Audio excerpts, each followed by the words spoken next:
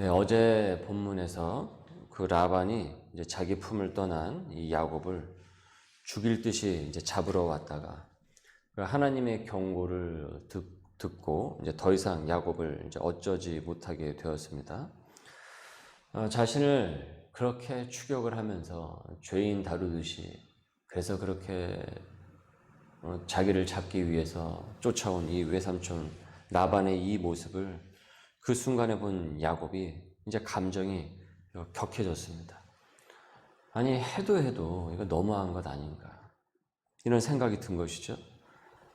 그가 꾹꾹 그냥 눌러 참았던 그 20여 년간의 그 참아왔던 말을 이제서 이제 쏟아내기 시작을 합니다. 36절에 야곱이 노하여 라반을 책망할세.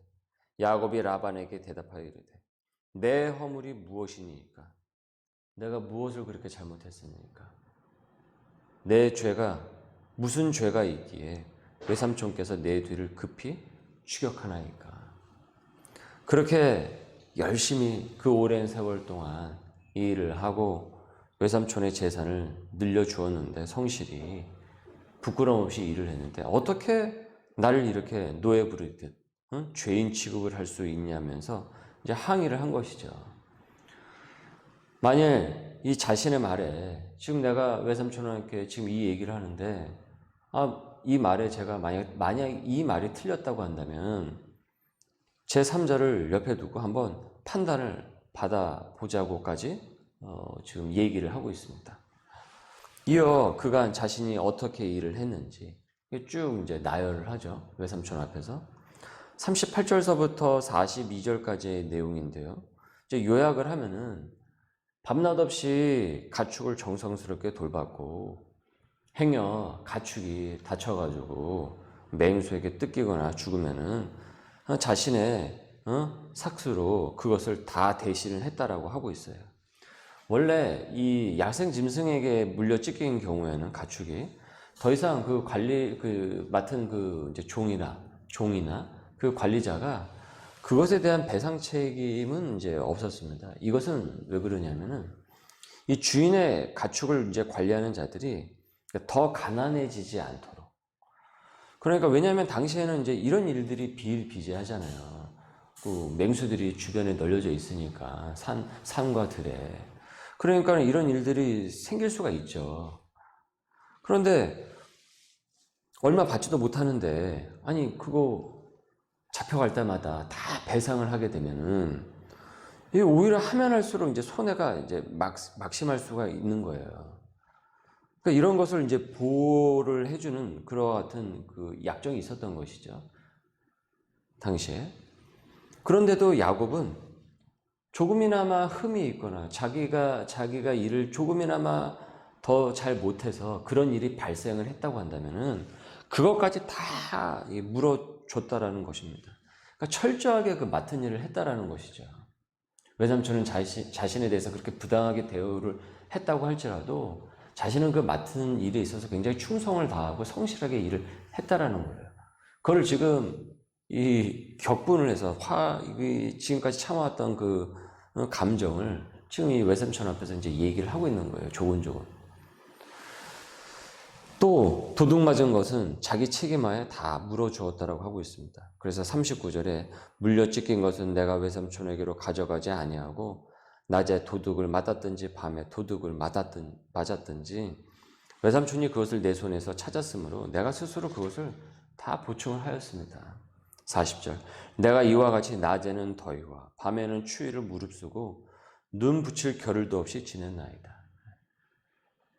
그 가축이 혹시나 맹수가 와가지고 잡아먹으러 가서 잡아먹지는 않을까, 또 누가 어떤 도둑놈이 밤에 와가지고 또 훔쳐가지는 않을까, 그냥 뜬 눈으로 밤을 지새우면서 그걸 지켰다라는 것이죠. 41절에 내가 외삼촌의 집에 있는 이 20년 동안 외삼촌의 두 딸을 위하여 14년, 외삼촌의 양떼를 위하여 6년을 외삼촌에게 봉사하였거니와 외삼촌께서는 내 품삯을 10번이나 바꾸셨으며 10번이나 정당한 그 대가를 지불하지 않고 야곱을 계속 속였다라는 것이죠. 야곱도 그걸 안 거예요. 한 번 속지 두 번 속습니까? 근데도 계속 그 속이는 걸 알고 있었다라는 거예요. 이 야곱이. 그럼에도 얻었습니까? 이 야곱이 그 일을 끝까지 성실하게 했다라는 것입니다. 그러니 이렇게 내가 이렇게까지 했는데 아니 나를 이렇게 죄인 취급을 하니 아니 외삼촌 너무 해도 너무한 것 아닙니까? 어떻게 이럴 수가 있습니까? 야곱은 쌓이고 쌓인 그 서운함을 풀어 놓았습니다.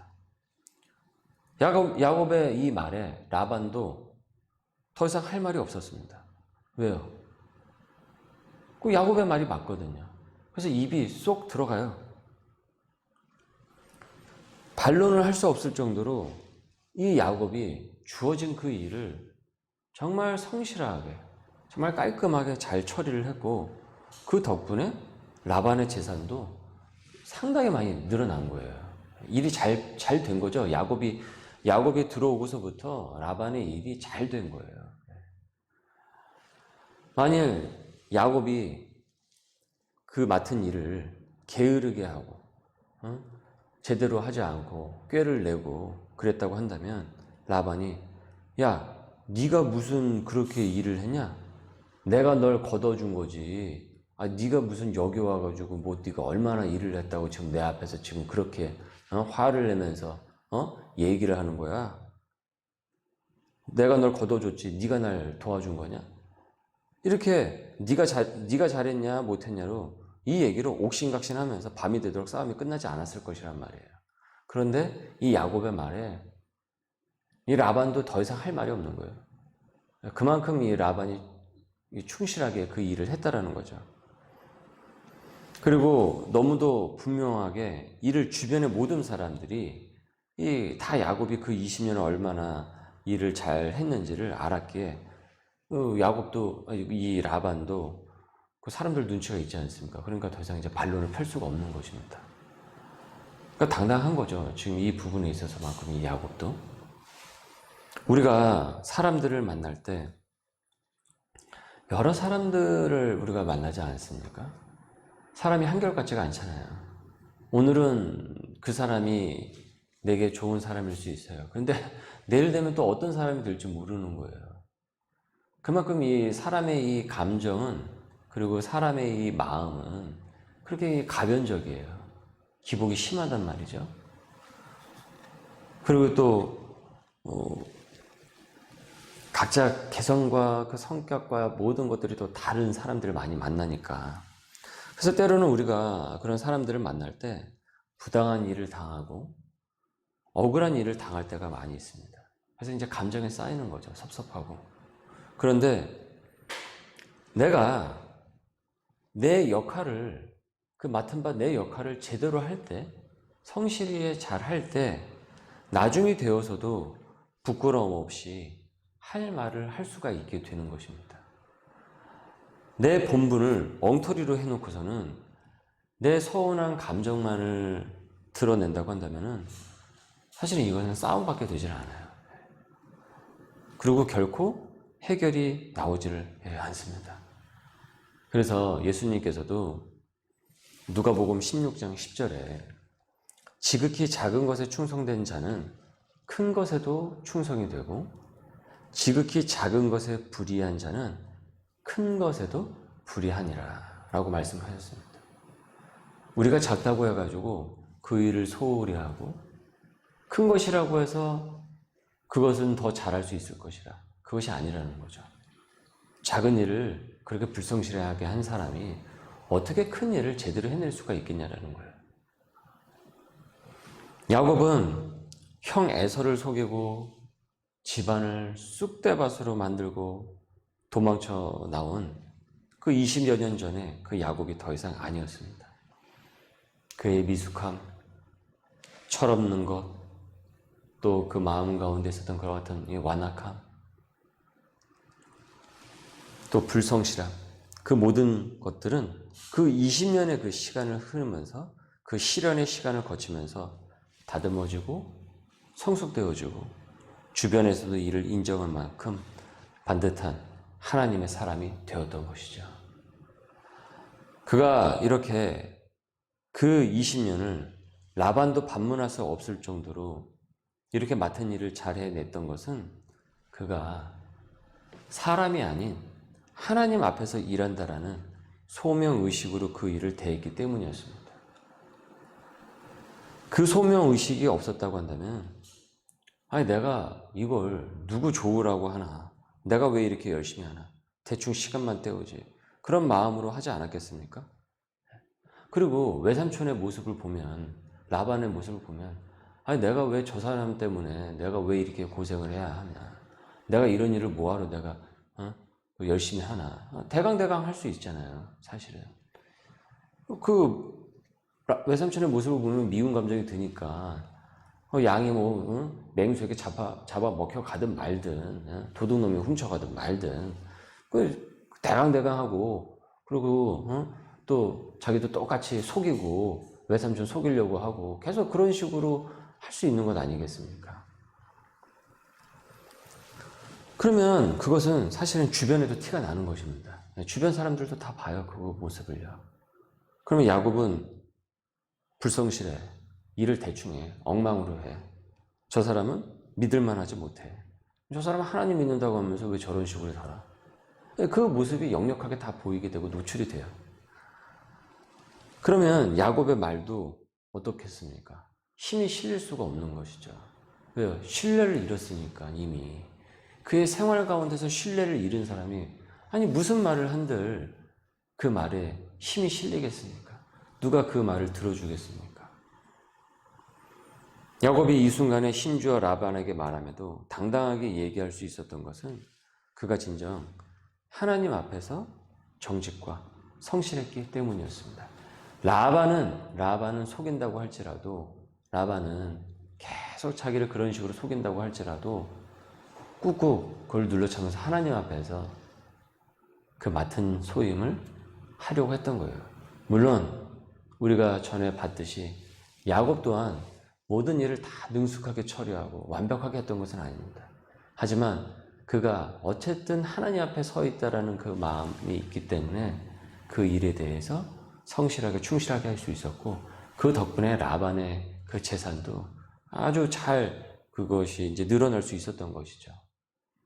이것을 라반도 알고 있었기 때문에 지금 이 순간에 야곱이 얘기를 해도 그것을 받아줄 수밖에 없었던 거예요.